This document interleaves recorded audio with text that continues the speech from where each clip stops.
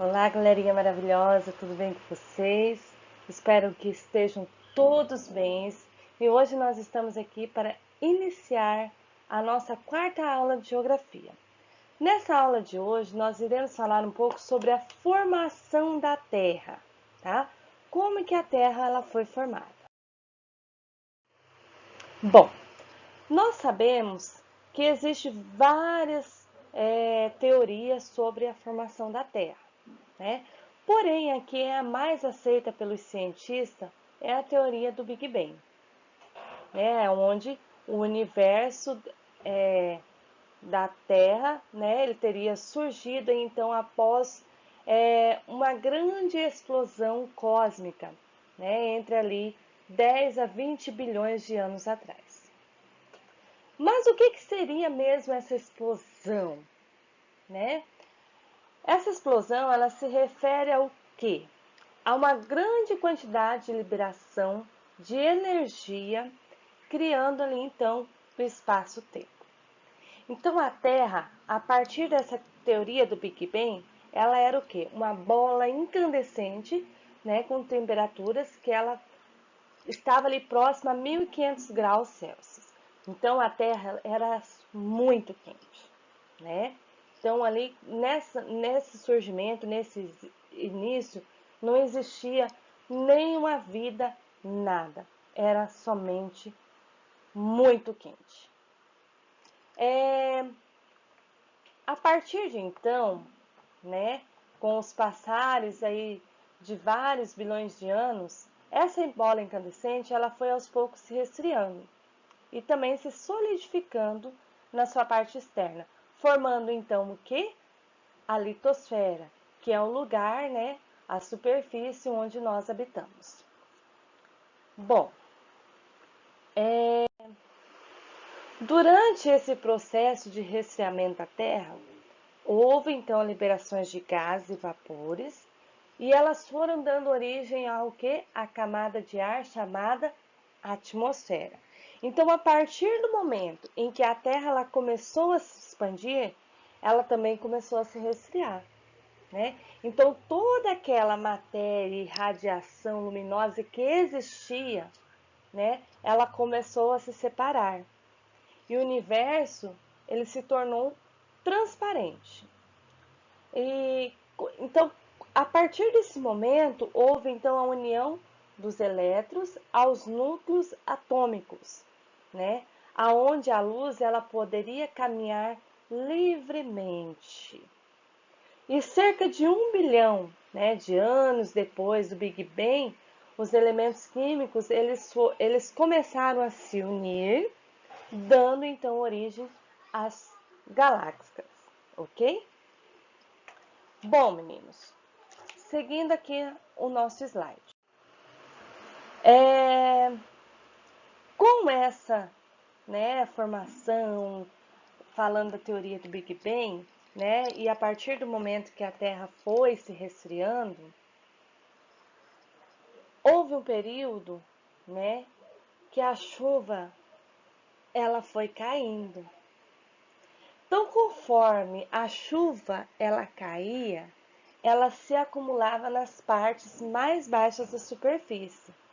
E o que acabava formando, né? Acabava formando então os oceanos, tá?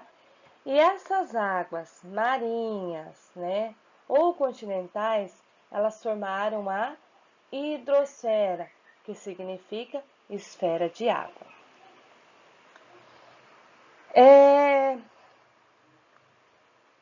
Nessa parte, né, quando ela formou uma das esferas, a hidrosfera, né, e aproximadamente 3,5 bilhões de anos começou a surgir a vida na Terra.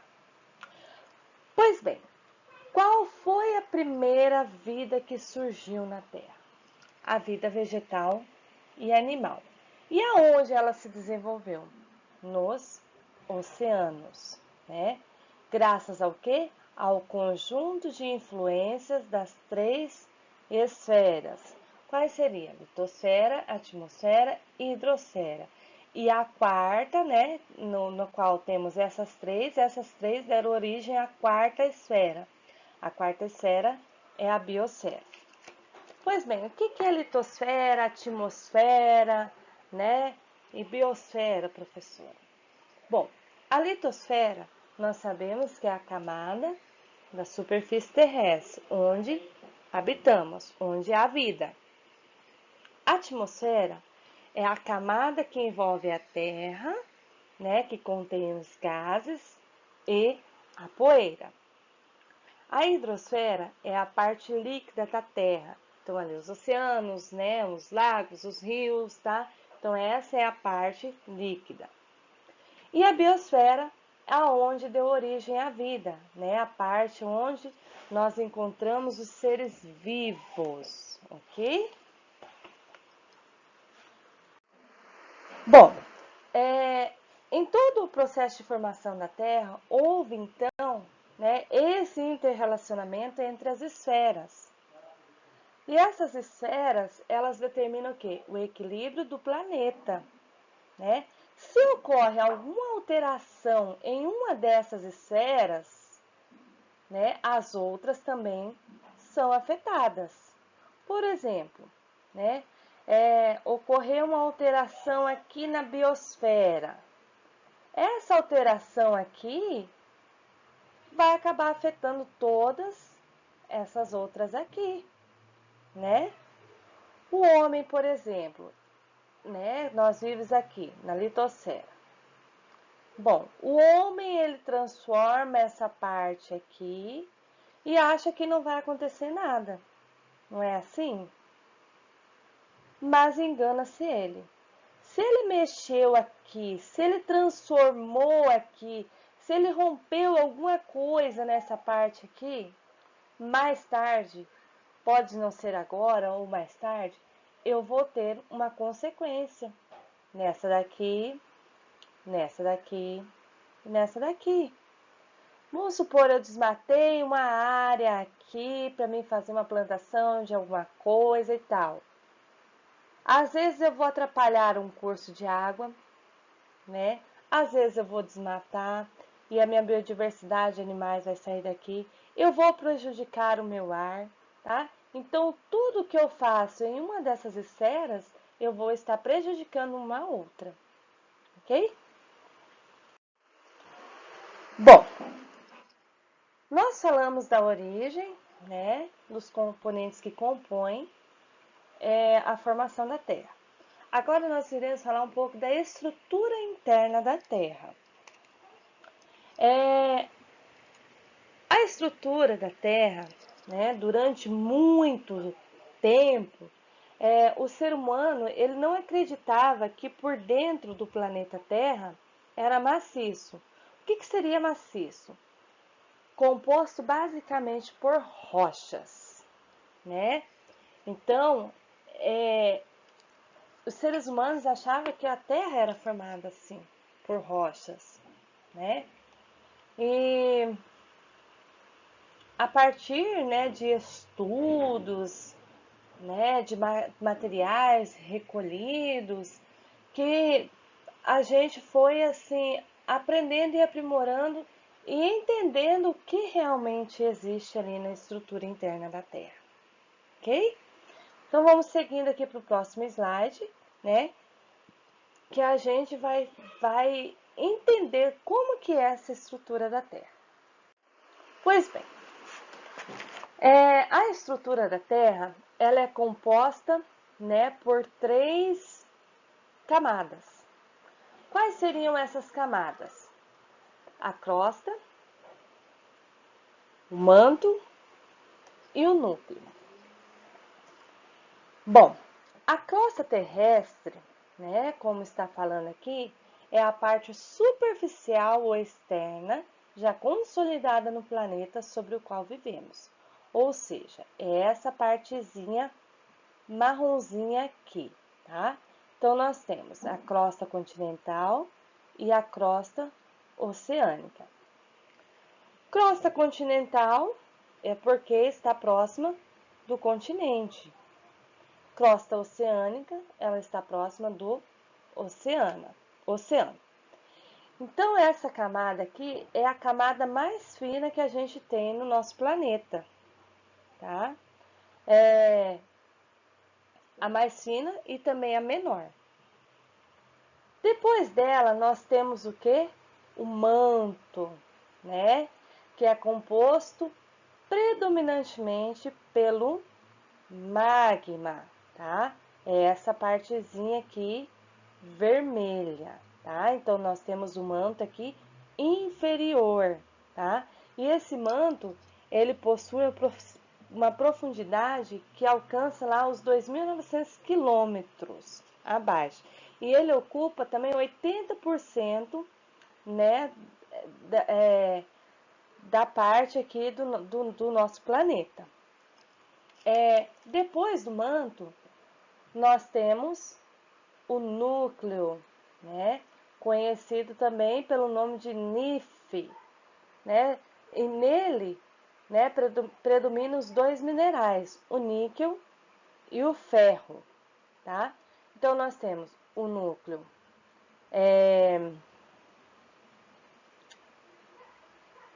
o núcleo externo, tá? Que é essa partezinha amarela aqui, onde nós encontramos o líquido, e o núcleo interno, que nós encontramos os objetos sólidos, tá? Então, nós não podemos esquecer dessas três camadas, né, que possuem na estrutura do planeta Terra: crosta, manto e núcleo, ok? Seguindo aqui, nós vamos falar então um pouquinho sobre a deriva continental. Essa teoria da deriva continental, ela se deu em 1912. Ela foi criada pelo meteorologista e cientista alemão Alfred Wegener, na qual ele afirma que há aproximadamente 200 milhões de anos, né, não existia separação entre os continentes, ou seja, havia somente uma única massa continental. E essa massa continental era chamada de Pangeia, tá? Então, a Pangeia aqui. Então, esse era o continente, né, que a gente tinha, né, antes, né, do encontro das placas. Bom, esse continente, a Pangeia, vocês podem observar aqui nesse primeiro mapinha que ela não tem nenhuma divisão, né? E também nessa formação a gente pode observar que havia somente um oceano, tá? E qual seria o nome desse oceano, né? O oceano era chamado de Pantalassa, tá? Então era um único continente e um único oceano. A partir de 135 milhões de anos, essa formação ela teve uma transformação, aonde dividiu, né, os continentes em dois megacontinentes. Na parte norte, nós teremos a só um minutinho aqui, perdi, a Laurásia, tá? E na parte sul, nós teríamos a Gondwana. Então, esses dois continentes deu origem através dos afastamentos das placas tectônicas, tá? E a partir desse momento, o continente ele acabou tomando outras formas, né? Então ele não ficou só nisso daqui, né? E tanto é que atualmente, né, nós temos essa formação aqui, né? Então, conforme as placas tectônicas elas vão se chocando e se afastando uma da outra, eu tenho um outro tipo de formação. O meu continente ele vai sofrer alteração o tempo todo se eu tiver esse afastamento das placas. Lógico que demora milhões de anos para isso acontecer, não é de uma hora para outra, tá? Então, aí nós temos então a fragmentação da Pangeia, tá? Então, que era antes e o que a Pangeia se virou nos dias atuais, ok? Bom, essa teoria no início, ela não foi muito aceita, né? Outros cientistas, eles não aceitavam essa teoria dele, né? Mas acabaram mudando de ideia, né? Após as descobertas que eles tiveram, né? Devido à formação aí das placas tectônicas. E eles não imaginavam, né? Que a camada inteira da Terra, ela era assim, na verdade, assim, acabou provando que a Terra não era estática, né? Que ela poderia estar mudando a qualquer momento, né? Então, ela pode sofrer alterações durante um período ou outro, ok? Bom, agora nós vamos falar um pouquinho das principais placas tectônicas, né? Mas para a gente falar dela, nós temos que saber então o que é uma placa tectônica, né? As placas tectônicas, elas são grandes blocos rochosos, semi-rugados, que compõem a crosta terrestre. E a Terra, ela vai estar se dividindo em 14 principais placas, né? Aonde essas placas elas vão estar se movimentando sobre o manto de forma lenta e também contínua, podendo ou não se aproximar ou se afastar uma das outras, tá? Então, quais são as principais placas que nós temos, né, no mundo? Nós temos aqui então a placa norte-americana, nós temos a placa do Caribe, a placa dos Cocos, a placa do Pacífico, placa de Nazca, placa sul-americana, placa antártica, placa africana, Arábia, do Irã, placa euroasiática, placa das Filipinas e placa do Indo-Australiana, tá? Então, essas são as principais placas que a gente tem. Aonde está essas setinhas aqui são os lugares aonde há o choque das placas tectônicas e também áreas que foram separadas pelas placas, ok? As placas tectônicas, a gente sabe que elas se movimentam, né? Devido ao quê? À ascensão dos magma, tá? A partir do momento em que o magma ele tem o seu movimento ali abaixo da litosfera, essas fendas, né, elas vão se chocarem uma na outra. Ou seja, esse magma ela vai acabar provocando alargamento, né, dessas dorsais aqui que fala, né, as dorsais oceânicas ou as cordilheiras meso-oceânicas, tá? Então, o magma ele vai provocar esse alargamento. E se ele provocou esse alargamento, ele vai estar empurrando lateralmente as placas, né? E, consequentemente, os continentes que delas fazem parte.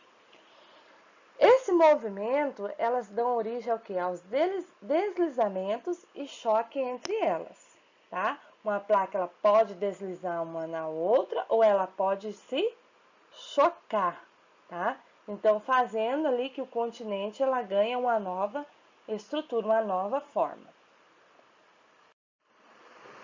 Aqui, eu coloquei um esqueminha falando, né, dos tipos de placas que a gente tem, né, e como elas se movem. Nós temos a placa com movimento divergente, né, aonde o magma, né, ele vai estar aqui e através dele as placas elas vão se distanciar uma da outra, né, fazendo com que ocorra uma formação de uma nova litosfera, tá? Bom, Depois nós temos as placas com movimento convergente, né? Essas placas com movimento convergente, ela vai fazer com que ocorra a destruição da litosfera. Como a gente pode observar aqui, né? Ela vai vir e vai empurrar uma outra, né? Então, fazendo isso daqui, né? Então, ela vai estar destruindo a parte da litosfera, tá? E depois nós temos a placa de movimento transformante, né? Essa placa, ela não vai ocorrer nenhuma formação e nenhuma destruição da litosfera, ok? Por quê?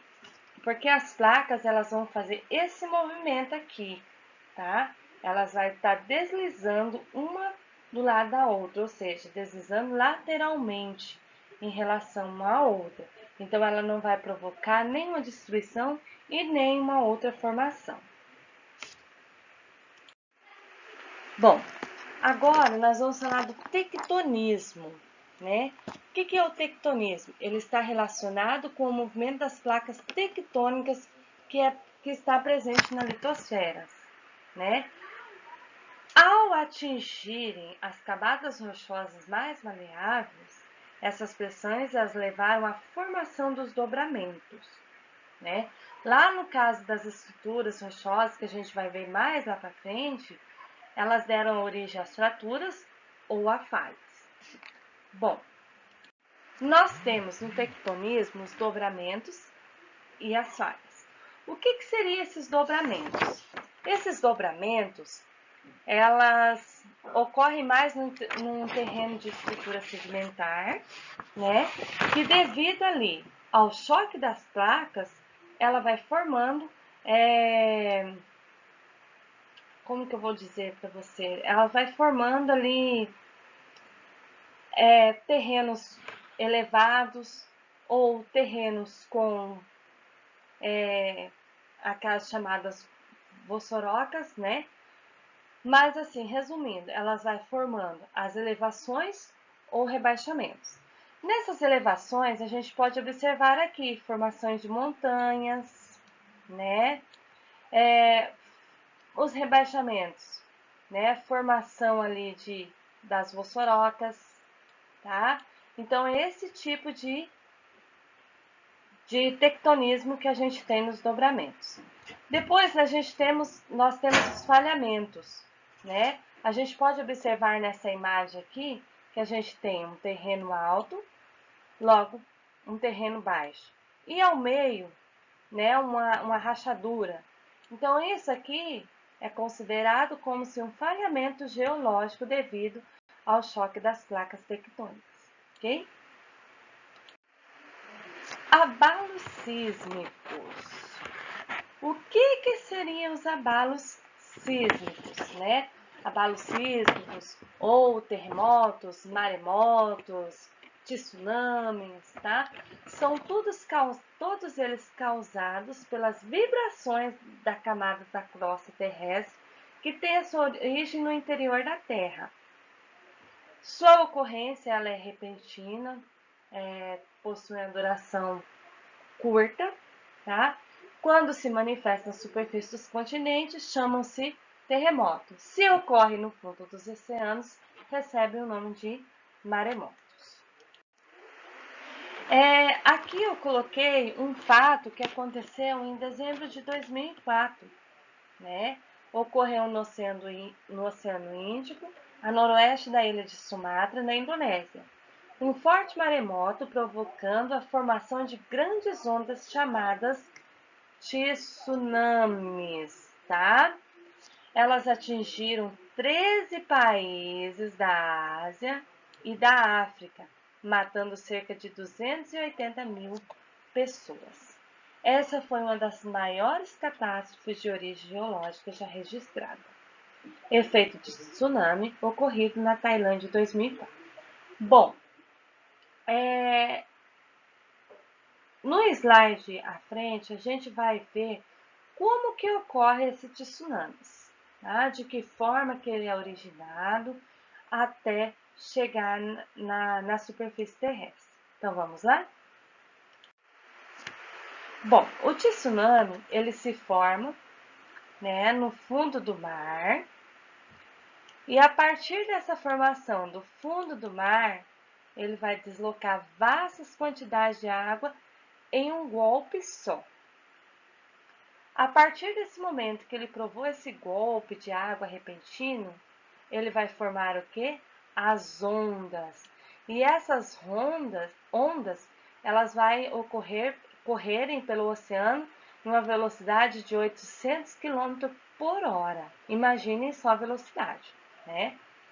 Depois desse momento, ela vai chegando à inclinação, né, formada pelas costas, aonde as ondas elas vai desacelerar a velocidade dela e vão ganhar altura, tá? Vai ganhar altura.